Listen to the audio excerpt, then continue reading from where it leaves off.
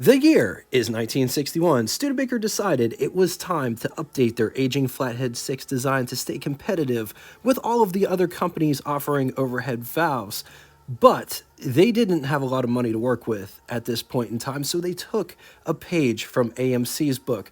Remember, AMC, or I should say Nash, had the Flying Scot flathead engine, the 196 cubic inch displacement engine, and they just essentially added overhead valve to it.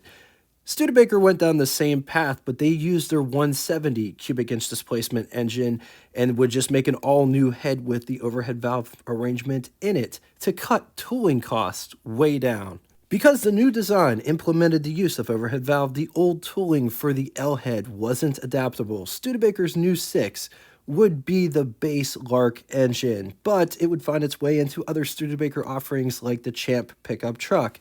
This engine was short for an inline 6 at 30.5 inches long. In comparison, a small block Chevy is roughly 32 inches long. The block was cast of a gray iron.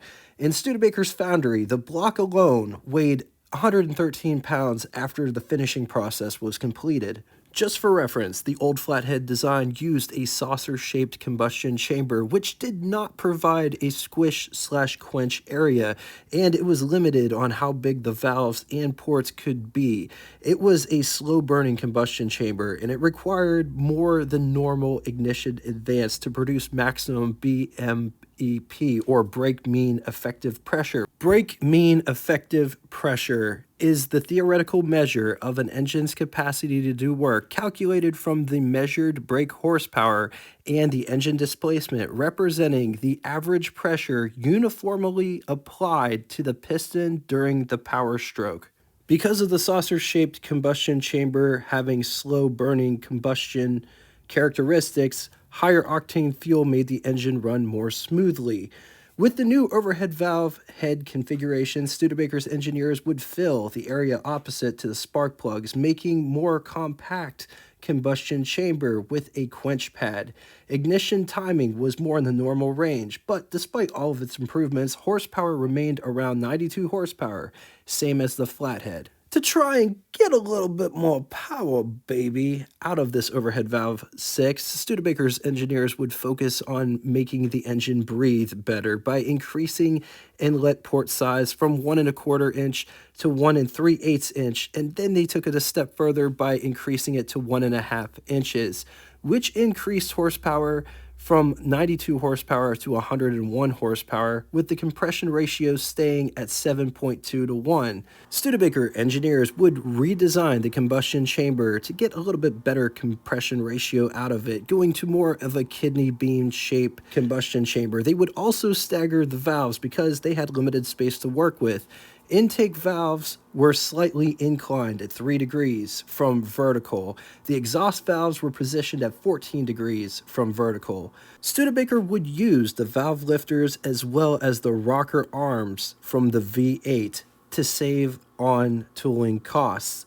The rocker arms did need a slight modification, so they're not exactly the same, but they were taken from the V8. The old style integral manifold wouldn't work, and it had to be redesigned because the carburetor needed to sit at least 2 1/8 lower so the hood could shut. Actual displacement was 169.6, oftentimes just referred to as the 170 cubic inch displacement, went by the name of Skybolt 6, overhead valve, 2.7 liters. It was good for 112 horsepower at 4,400 RPM, 154 pound-feet, or 209 newton meters around 2,400 RPM, with a bore of 3 inches and a stroke of 4 inches. Compression was 8.5 to 1. Years this engine was used: 1961 through 1964. Improvements were made, such as full flow oil filter across all Studebaker engines in 1962. Slipper pistons came in 1963. It's important to note that this engine was kind of rushed to production before all of the kinks could be worked out, which didn't help Studebaker's image because they were having quality control issues in the early 60s. Some weak points worth mentioning about these engines is the heads. They tend to crack, especially around the valves. Some Studebaker enthusiasts will say they're not as rev happy as the earlier flatheads, despite them breathing better. In 1962, a labor strike would take place at the South Bend plant starting on January 1st, and it lasted 38 days. To make things worse, the media were running fake news stories of Studebaker leaving the car market. NBC reporter Chet Huntley did a piece titled Studebaker's Fight for Survival, which aired May 18th of 1962, and many people believe that this piece directly affected Studebaker sales because back then, no one wanted the hassle of dealing with an orphan brand. Once the company went bust, dealership service was no longer an option. After the lack of sales, President Sherwood Egbert announced the closure of the South Bend plant on December 9th of 1963, but they would continue to produce cars until the end of the year. The Studebaker engine foundry would remain open until the union contracts expired in May of 1964. Automotive production was done at the last remaining plant in Hamilton, Ontario from 1965 through 1966. Studebaker would source engines from Chevrolet using the 235-6 and the 283 V8. Studebaker's goal in 1965 was to sell between 30,000 and 40,000 models, but they would only produce around 20,000 models. Studebaker's directors felt the means didn't justify the ends, so Studebaker would leave the automotive business on March 17th of 1966. It's important to stress, Studebaker did not go bankrupt. They just left the automotive business. Anyway, would you rather 1961 Lark with the overhead valve 6 or 1962 Studebaker Champ truck? I'm going to leave this here for a minute. If you need more time, feel free, pause the video. On to the second scenario. Which is your favorite Lark? 1959 Lark Wagon or 1962 Lark Wagon or 1964 Lark Station Wagon? I'm going to leave this here for another minute. If you need more time, feel free, pause the video. Now it's time for Name That Tune. First person to get both the name of the band and the song title correctly in the comment section will have their comment pinned to the top of it.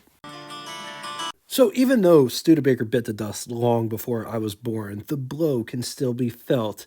When they went under in 1966, they were the oldest company producing cars, going clear back to 1852 when they had the buggy business, having a 114-year run. And it just sucks. It still sucks to this very day that they couldn't get their shit together to keep it going. But thank you so much for coming out and watching this one. If you'd like to get in touch with me, shoot me a comment in the comment section below, or you can always send me an email at what_it's_like@yahoo.com.